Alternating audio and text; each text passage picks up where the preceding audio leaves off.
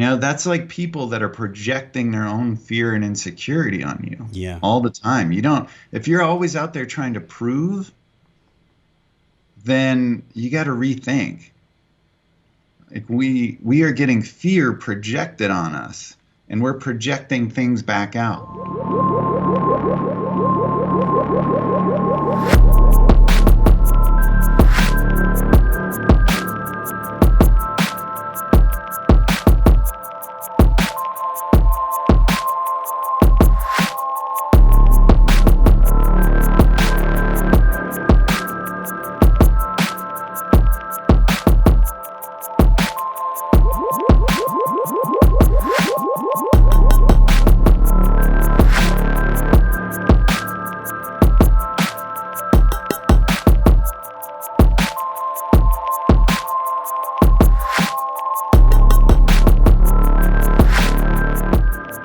Hey everyone, hello friends across the globe. It's Josh Trent from Wellness Force. I'm here with a brother, a friend, a colleague, Shawn Wells, the Ingredientologist. Shawn, how you doing today, man?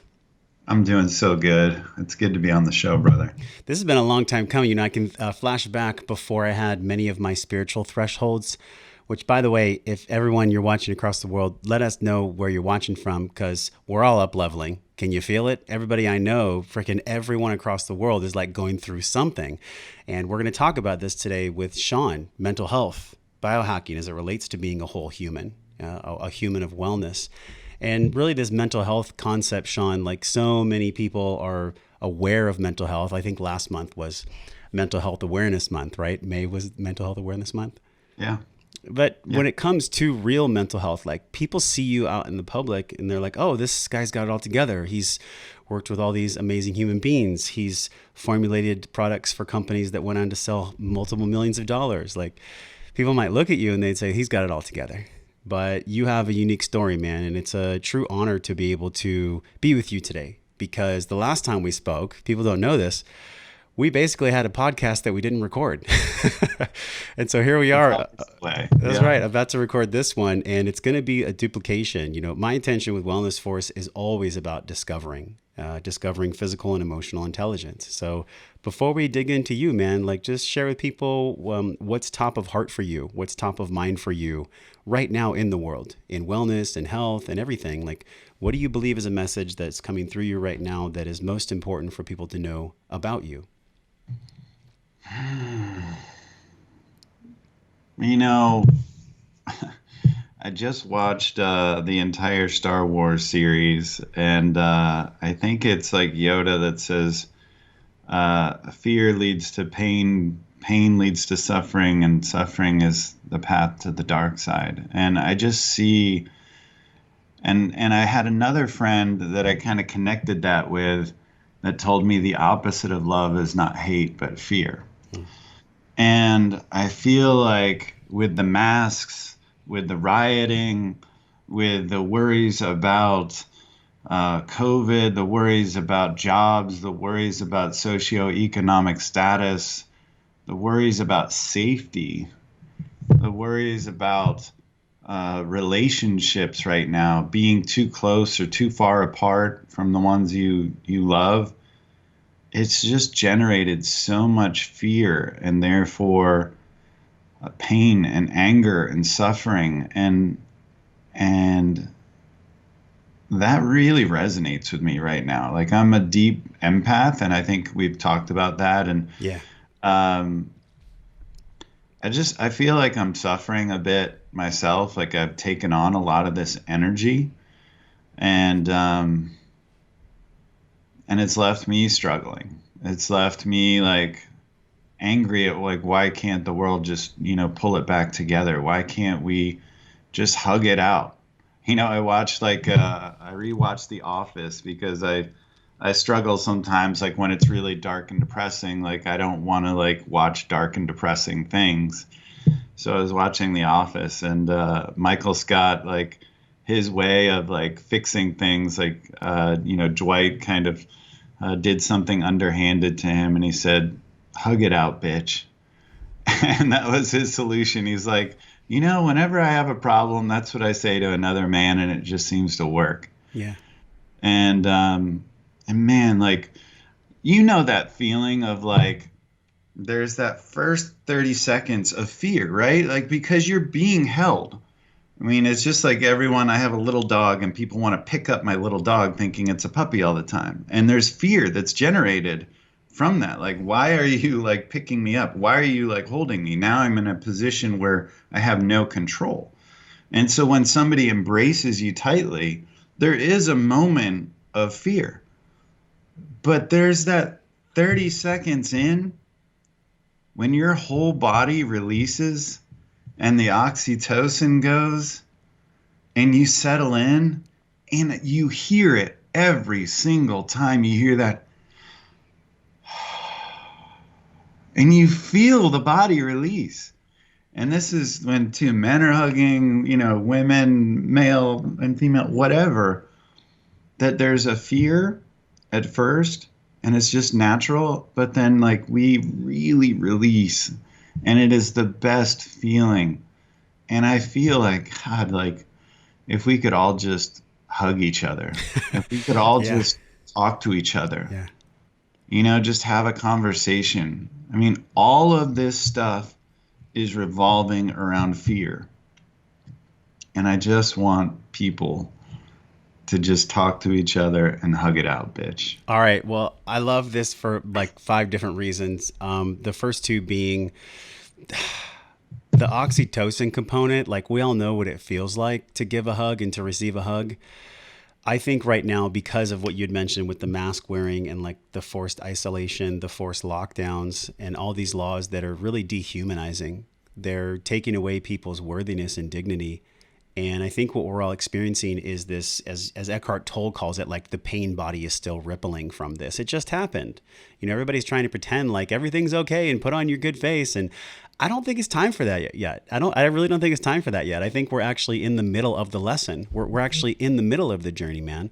And so I love that we start the show with like a nutrition and health professional who's just raising his hand and saying, "Hey, I'm hurting too." And that's the truth, because so many people have been like writing in from wellness forums. We have people watching from Portugal, Texas, Australia, Minnesota. Hello, everybody who's watching here. Let us know, like, what are you struggling with right now? Because this is a world-renowned expert of formulations. It's funny, Shawn, like the ingredients for tasty foods and the ingredients for health products that'll actually serve people on a nutrient basis. We have the same damn requirements when it comes to emotional health. We need certain emotional nutrients. What do you think that recipe is when it comes to emotional nutrients, emotional satisfaction? And how are you putting that into your life right now? Man, that's so hard. And I really do feel for people that there's nothing, if the greatest thing is love and connection, then the worst thing is loneliness and fear. And for me, it's going to be connection, and it's a blessing just right now to be connecting with you, and someone who's heart centered.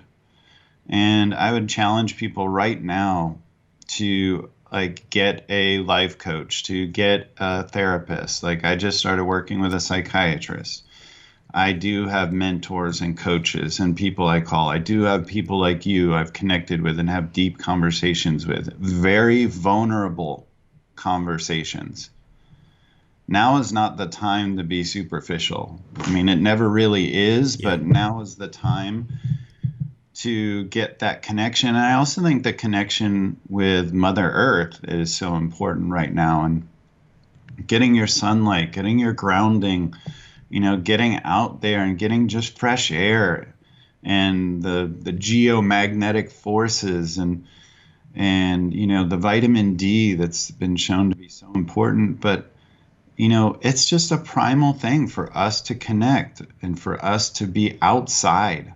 And so make sure that you're not isolating more than you need to. You're not just sitting inside and only watching Netflix and not connecting with people like you can, potentially on video. And if you do it on video, sit outside if you can sit outside, or, Yeah. go take a walk. But those things are so critical. Like your neurotransmitters, like serotonin, dopamine, GABA, acetylcholine, like all these things, like, need to be active. And I feel like, I mean, we know that fear can shut your immune system down by over 50%. So just staying in that fear mode, which is amplified by masks, by the news wants, I mean, what easier way to capitalize and on, clickbait Yeah. than fear? So, Trump, blah, blah, blah, COVID, masks, Black Lives Matter, riots and Racism. It's like monument. everybody's trying to be forced to pick a side, this division, this like illusion of separation that's being belched out of a megaphone that's trying to put people in that Right. fear.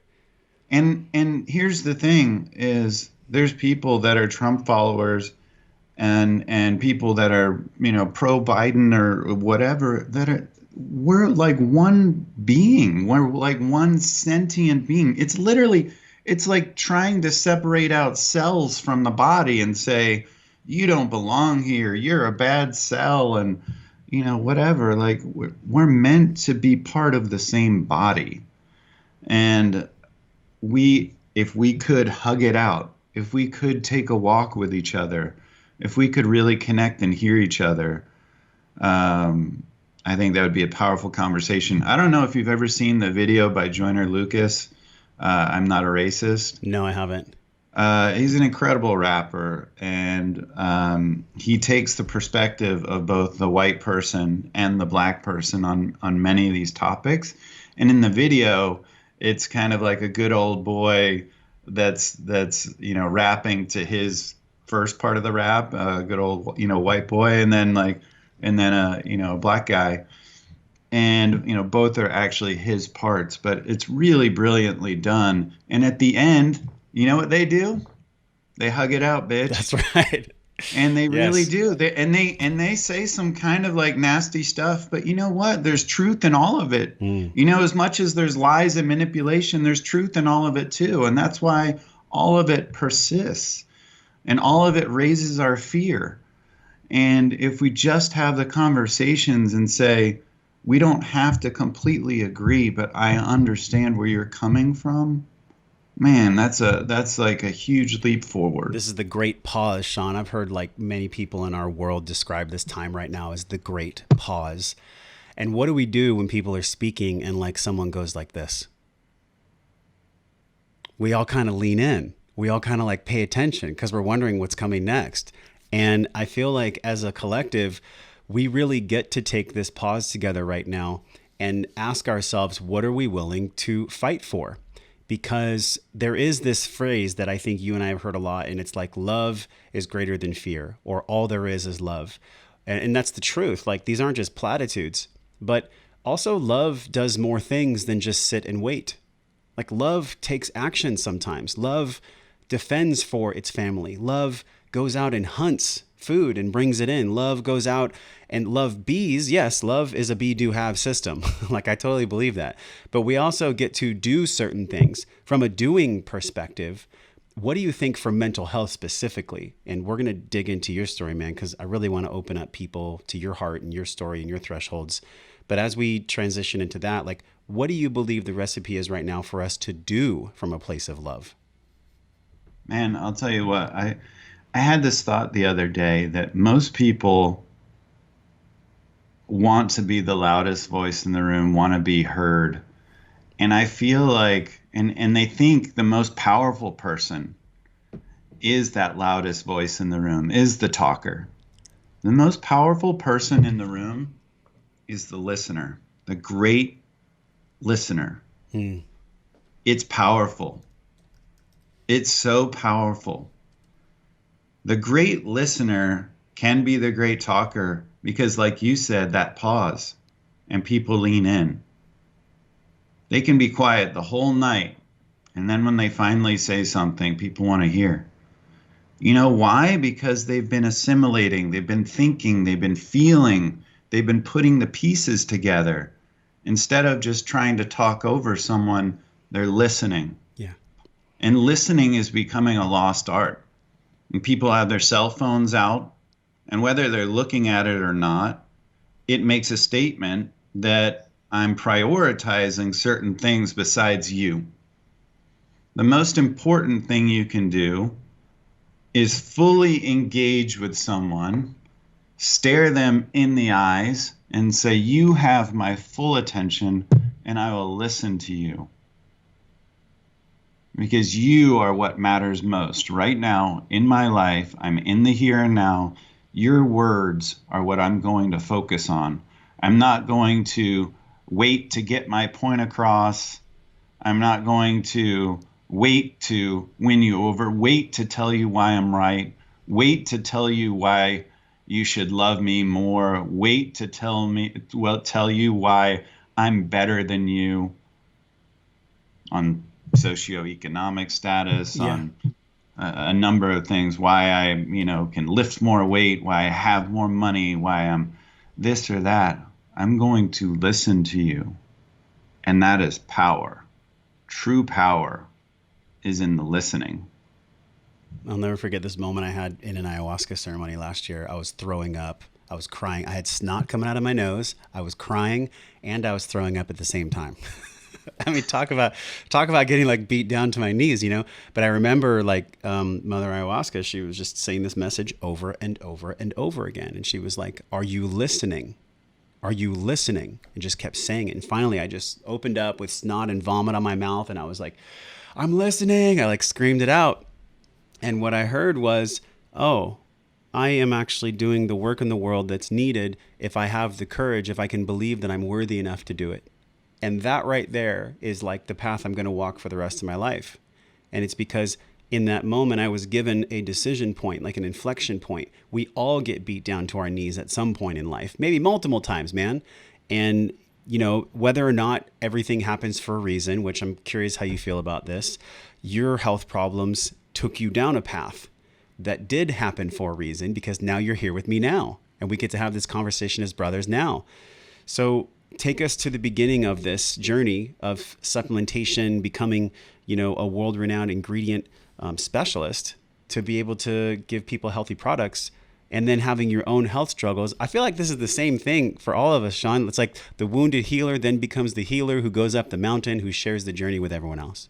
So walk us on that journey, man, like from whatever point feels right. How you even got into health. I know you went to college for like business and marketing, but then you're like, hey, I actually enjoy health. I like health more than business and marketing. But then on that path, man, you had some serious health concerns that at some point took you down a path of real darkness. So share that with us, man, so we understand you, please. Yeah, I had my brothers, run away at an early age, a bit of a chaotic house, and I had a lot of bullying at school for being overweight, obese, made fun of. I had a large rear end, which kind of made it worse. I got called, fat ass, and like made fun of like I was some girl, like never really got to date much, like had to become a class clown to kind of compensate, but certainly got deeply insecure about my body, felt judged and inferior in every kind of alpha male scenario. And I was smart, but never wanted to truly assert myself in the strongest way, because I felt like the weakest, most unloved person in the room, and most unworthy person in the room. And so food and depression kind of became my focus, but also trying to be like, the funny guy. And I think, you see that time and time again, I like can with relate. the Chris Farley, the what's his name, Robin Williams, like a lot of these people, like even when I see videos of Chester Bennington from Lincoln Park, like he was kind of the clown of the group, and it's like the tears of the clown thing, right? Like, I think there was a song and, in that, right? Tears of right, yeah, exactly. It's just there's a lot of pain on the inside that you're trying to compensate for. but I got into college and got into the top business school in the country. And, everyone told me that's what I need to do is just go into business, go make money, get a real job. And I started working out. I started getting in shape. I started getting noticed. I started becoming an expert of sorts as people saw my transformation. And, people were no longer laughing at me, but asking me, lots of questions. And I went to the doctor to get a physical for my next year's school. And I was telling him about my passion for nutrition and sports nutrition. And it was just when creatine had come out and combining it with whey protein. And again, I was just getting these amazing results. And he drew up this lifeline for me from, I was 20 at the time, and, to 80. And he said, why not be happy between here and here? And that literally changed my life path, Josh. And it's just crazy that, you want to talk about listening? That listening changed my life. He didn't have to listen. He didn't have to tell me that. But that moment changed my life. And you never know when your words are literally going to change someone's life path. And he could have said, supplements are stupid. That's what I expect most doctors to say, especially 20 years ago or more than that. Sure. And for him to kind of see deeply into me and tell me that, I mean, that was powerful. But then, so I ended up finishing up my business degree and then deciding I'm going to go back to school to get all the prereqs I need to get into Chapel Hill, which was my dream school, to get my master's in nutritional biochemistry, be the supplement formulator, all this crazy stuff. And my parents were down in North Carolina at the time, so I thought I could get in school at Greensboro and then kind of establish from there. And I went to the guidance counselor there, and he told me that you're a business student and you need 26 credit hours a semester to do this of pure sciences with labs. You're going to fail, and you'll fail miserably. And I left his office crying, sobbing, and almost used a full bottle of alcohol and pills that night to kill myself. It was the dream I had been working 2 years for, that I had believed in, that I felt alone in the world in, that I was ready to just put on a credit card to do anything. He took away from me. And again, the power of words. I don't know how many dreams he had broken in his lifetime, but he had certainly broken mine. But, luckily I didn't kill myself. And I did decide to put everything on a credit card and take this crazy chance. And I did it in 2 years. I got straight A's. I thought of it every day, what he said to me. And it was honestly kind of hate that fueled me. It wasn't the healthiest thing at the time, but, it kept me from going out and partying. It kept me from doing all these different things. And I ended up getting into Chapel Hill and getting into that master's program that was one of the top in the country. And that was satisfying. But I've always thought about how one man, kind of made my dreams, and another man almost took them away and almost took my life away. And I've thought about the power of my words a lot when I speak to people. And really, while I was at Chapel Hill, I ended up getting very sick, getting Epstein-Barr virus, chronic fatigue syndrome, Hashimoto's, fibromyalgia. Wait, all these things all at once? All at once. Why do you feel, looking back, they happened all at once? Because every emotional, undealt lesson has some kind of physical symptom. What was emotionally going on at that time? Why do you think all these things stacked all at once? I mean, that's pretty heavy for anybody to bear. Yeah. I felt very lonely at the time, and I was drinking probably 6 nights a week and going out and trying to find love and connection. I was doing fairly well in my program. I think I've always done well with academic matters, but not emotional matters. So I was able to go out all the time, but still do great in my classes. I mean, even advanced biochem and all this stuff. But I think that's what it was. I was pushing my body. And, I also um, got anorexic and orthorexic at certain points in there too. Yeah, I think you told me you were like 150 pounds and then you were Yeah. 300 pounds. I can relate. I was Yeah. 280 and then I went down to 180 and now I'm like Yeah. 215 and I'm like pretty good between 205 and 215. But you were Yeah. like, Yeah. man, Yeah. you were We're like very 300 to similar. 150.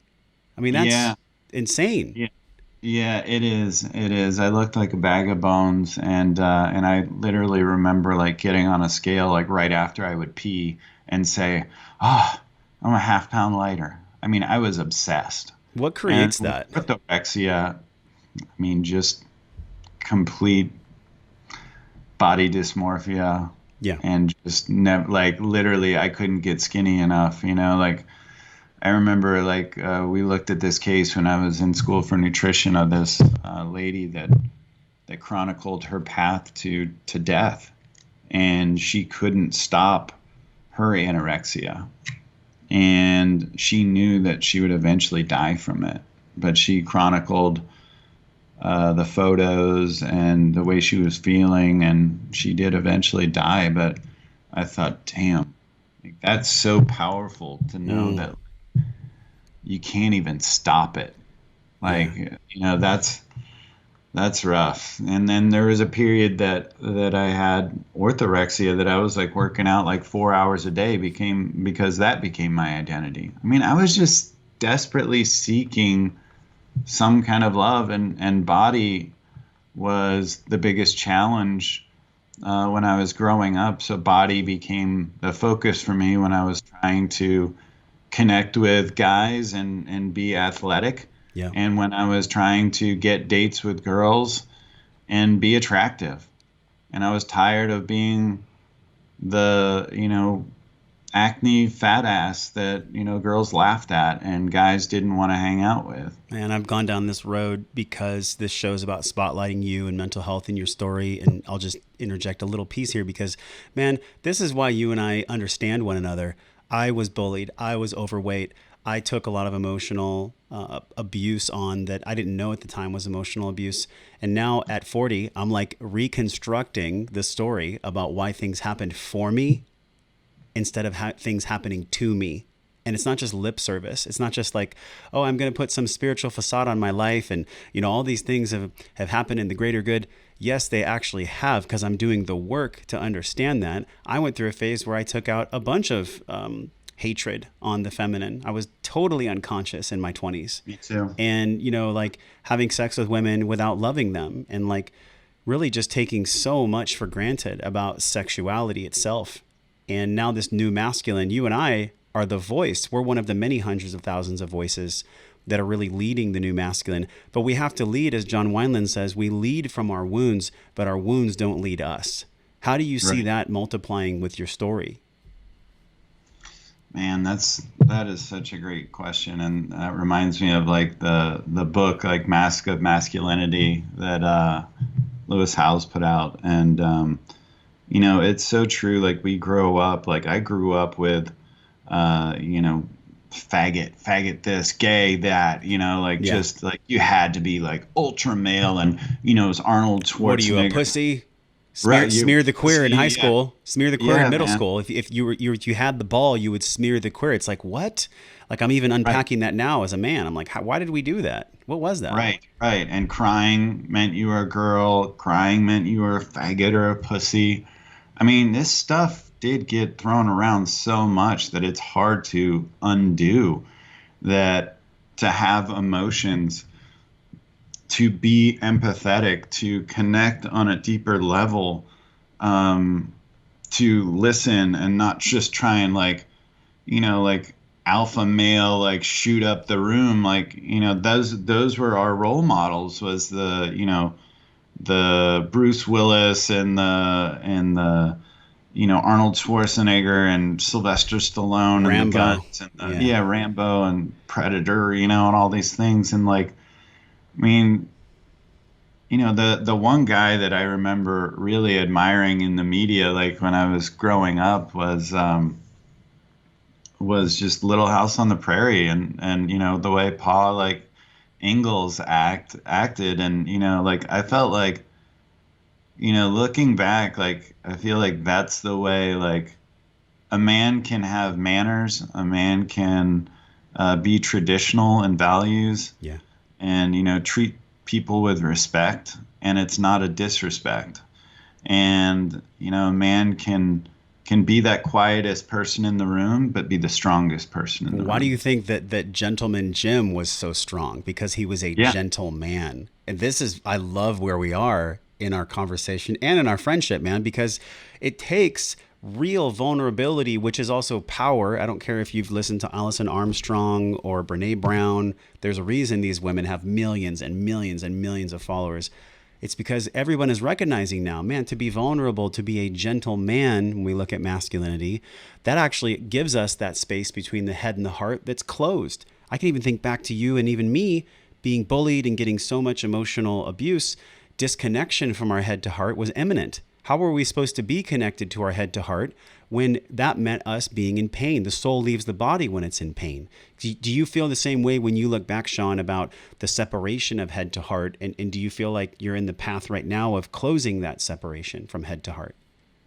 Oh, 100%. Like, yeah, 100%. Like, pain got to be so dark and deep that, when I felt like left alone with my thoughts, that's when it would get dark and suicidal. And there were several points that I got suicidal, including, like I said, that time, like right after the guidance counselor, and then that time when I got hit with all those autoimmune issues that I felt like I'd never be able to get out of bed, that I would be in pain for the rest of my life. And luckily, I stumbled into the ketogenic diet and did all these supplements and, did many of the things that I've been known for today. And was ahead of my time on, but it was out of like desperation and need.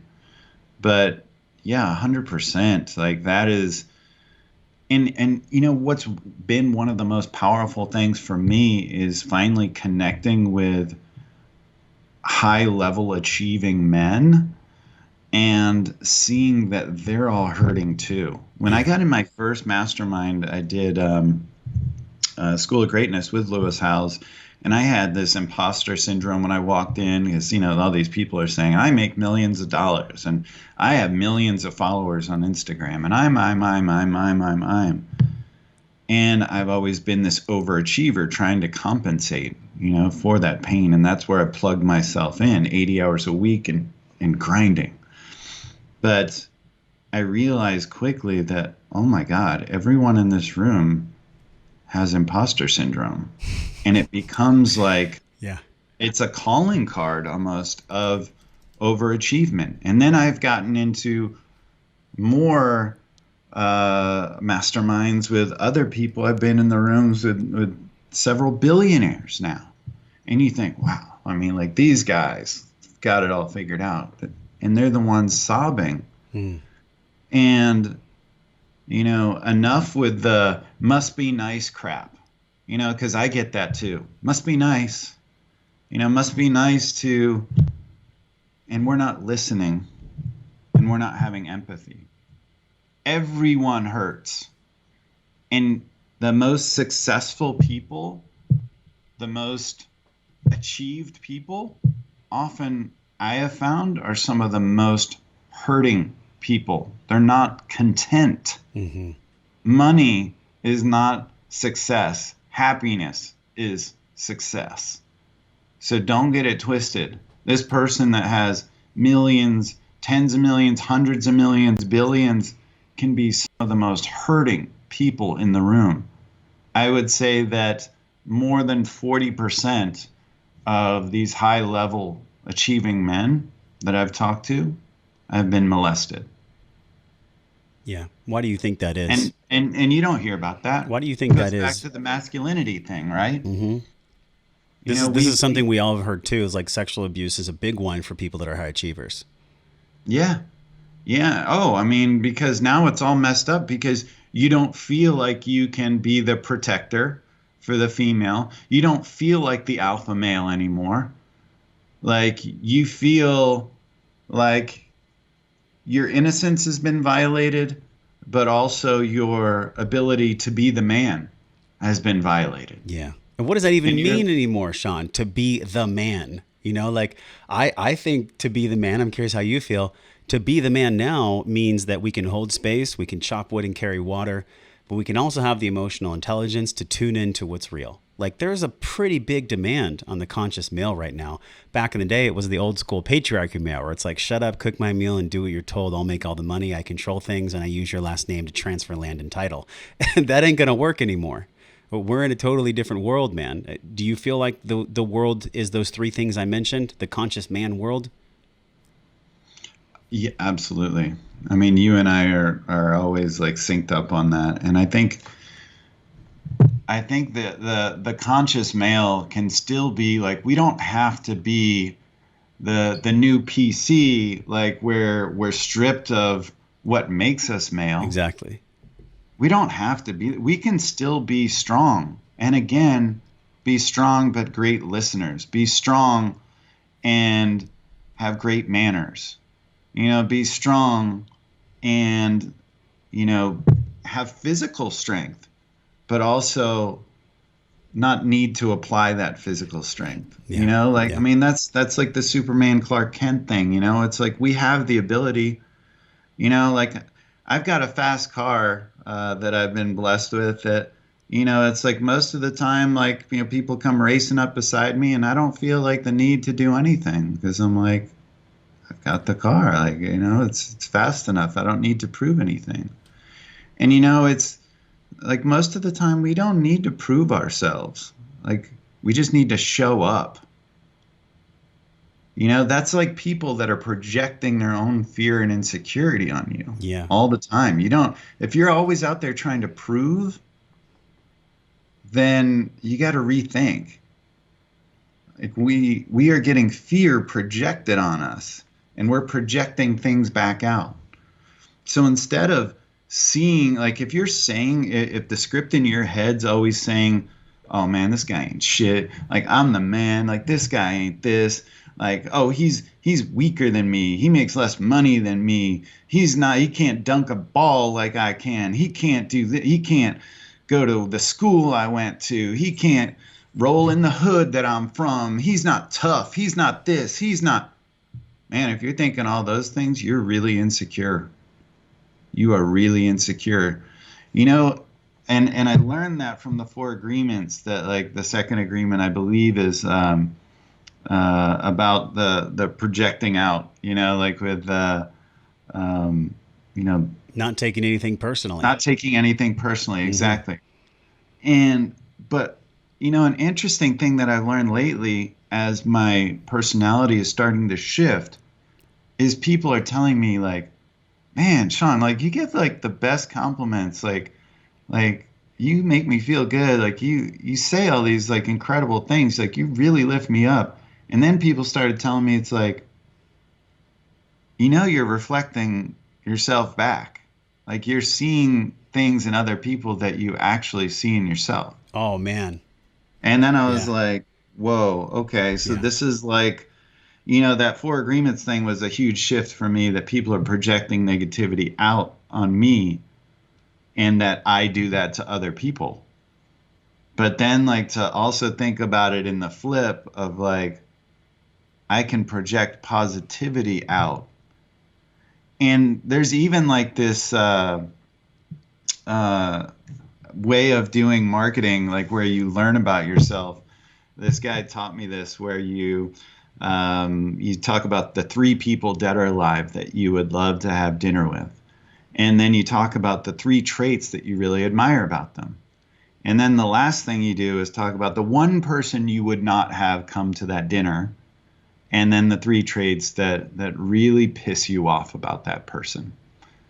And you know what all that is? It's you. It's you. You make this list of Da Vinci, Jesus, like Elon Musk, And whoever the Hitler. people are, I was thinking of and then Hitler. like and you say creativity, maverick, like empathetic, like really compassionate, blah blah blah. These are the traits that you admire about yourself. And then that person that you like hate, and the traits that they have are the things that you've struggled with about yourself. It's Yeah. all about yourself. Always. This is not uncommon, this narrative too, Shawn, because I can think back to when I was bullied. There was a guy named Tony, and it was this black kid, and I was super young. I think I was like 13. What are you right before high school? Like fifth grade? What are you, like 12, 11, something like that? Yeah, So I remember I was like, I was getting spit on, I was getting bullied. Like he threw like a lock, like a master lock at me. And I was just like always getting beat up and in fights and just so bullied. And I think I developed the beginnings of racism toward African Americans right then, because I was like, oh, okay, well, if that's how black kids are, then I just planted a little seed in my mind that like, well, that's how most black people are. It took me many years to get through that and to develop compassion for him and just think about, can you imagine how challenging life was for him being a black kid in the 90s in East County, La Mesa, which is not exactly a very welcoming place to anybody who wasn't like white, had an American flag and a pickup truck. And we're at this really honestly beautiful and also painful birthing of some new understanding where it's really not a new understanding. It's an old understanding. It's an all being, all encompassing understanding that we are all the same. There is no separation. Everything that you've been talking about today isn't just true now. It's always been true. That's the big illusion that somehow, because of my skin color or because of how much money I make or whatever it is, that we're supposed to, quote, treat each other differently. But we're really looking at, and I'm curious how you feel about this, we're really looking at how racism, homophobia, and just judging people by anything else other than the fact that we're all the same has been layered, Shawn, on top of economic policy that puppeteers us and plays us like we are left versus right, pro versus choice, Democrat versus Republican, pro-mask, anti-mask. We're all being played here. It's a big fucking sham. And that's what lights Oh, me up. the more we can be separated, the more we can be controlled. If like it's the and it's not even the rich that's bad again, like, and it's not even people that are necessarily politicians, but there is a small number of people that are, like you said, puppeteering a lot of this, that stand to gain from it. And the easiest way to do that is to make us believe that we're not all together, that we can be separated. And anger, because when we're angry, we're not talking. And so when you look at someone's Facebook, they tend to have all the same people, the same values, the same ideas. And then they get rid of the people that have different ideas. There was even a study that they did this once where they made someone's Facebook wall be the exact opposite political views. And they found that like people shifted their tolerance, after like such a period of time. And again, like, it's crazy to me to think that to dehumanize someone because they're a Trump supporter, to dehumanize someone because they're a left-wing person. This is exactly what's done in war. Yeah. We dehumanize the enemy so it makes it palatable and makes it doable. Because if we have conversations, if we have empathy, it's so different. And it's so simple, but it's so hard to do because of this division, because of the message. I mean, capitalism as a notion isn't wrong. It drives the economy, but leveraged marketing through capitalism is creation of insecurity through psychographics. Okay, can you go a little bit deeper into that? Because there's the lens of mental health right there. Can you drop down into the specifics of what you just said? Sure, sure. I mean, the idea of marketing, my undergrad was in this, and I love science. The idea of marketing, it started with demographics. So like age, gender, things like that, and trying to put us in groups. But then psychographics became the next science. And psychographics is, well, what motivates you and what gives you fear, and what gives you feelings of love. And brands identify with these. Brands create these what's called avatars of, their avatar is Miss Nancy Smith, and Miss Nancy Smith is a 35-year-old female that's white that makes $45,000 a year, and she lives in Oklahoma, and she owns a Jeep Cherokee that's 8 years old. They literally go into like every brand she has, and then they start looking through that lens.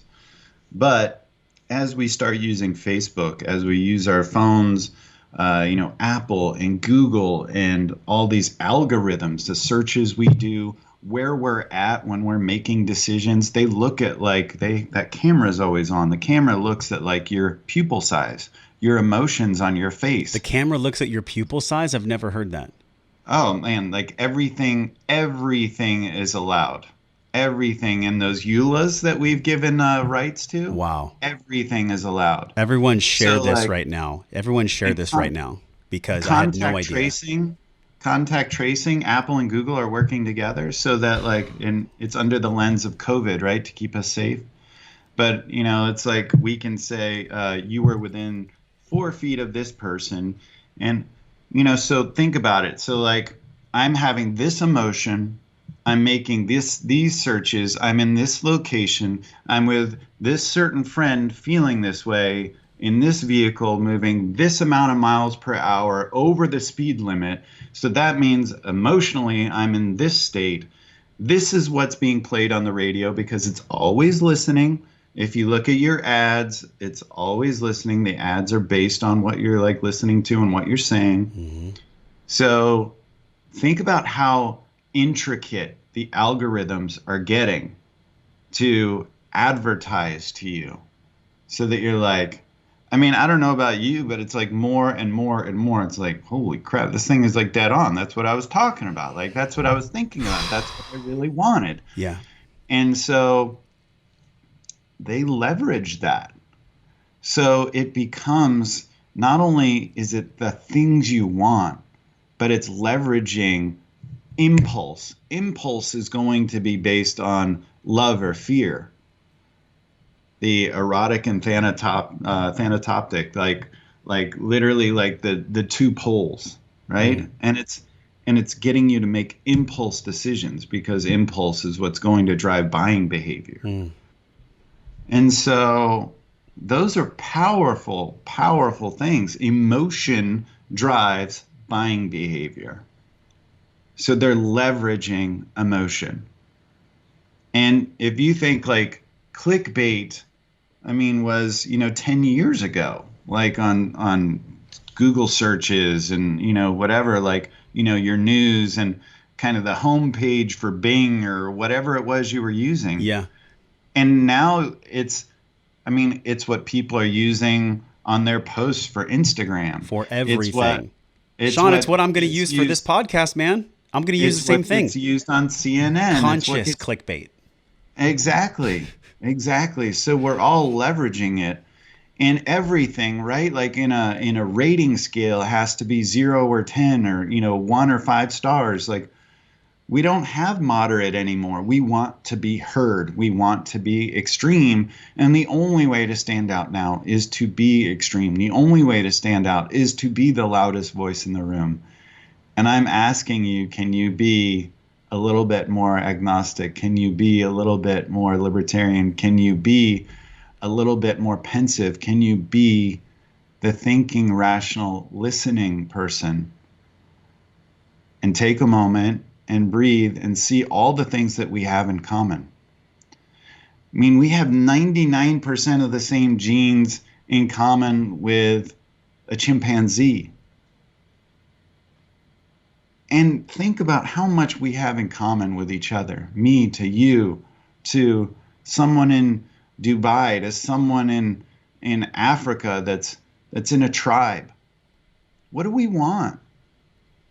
we just want to be loved. We just want to feel important. We want to like feel like our life has purpose and relevance, no matter like what your religion, what your nation is, no matter what your upbringing is, no matter whether you're fat or thin or black or white or gay or straight or male or female.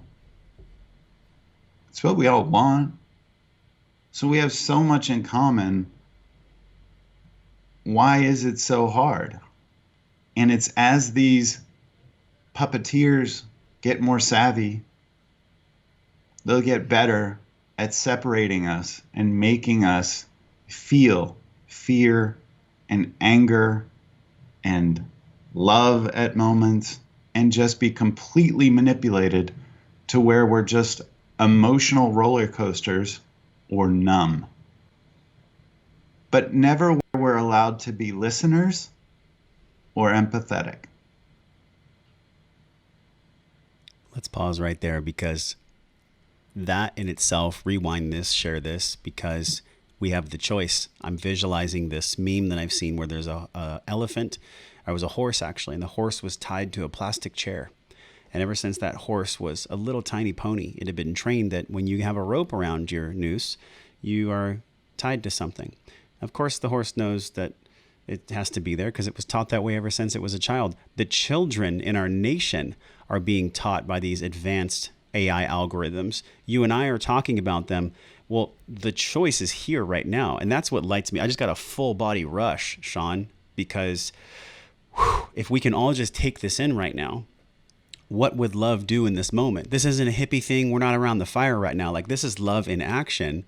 Love listens, as you said, which, man, that was so good. Like, if you look at the best shows on the planet, it's the gaps, it's the listening.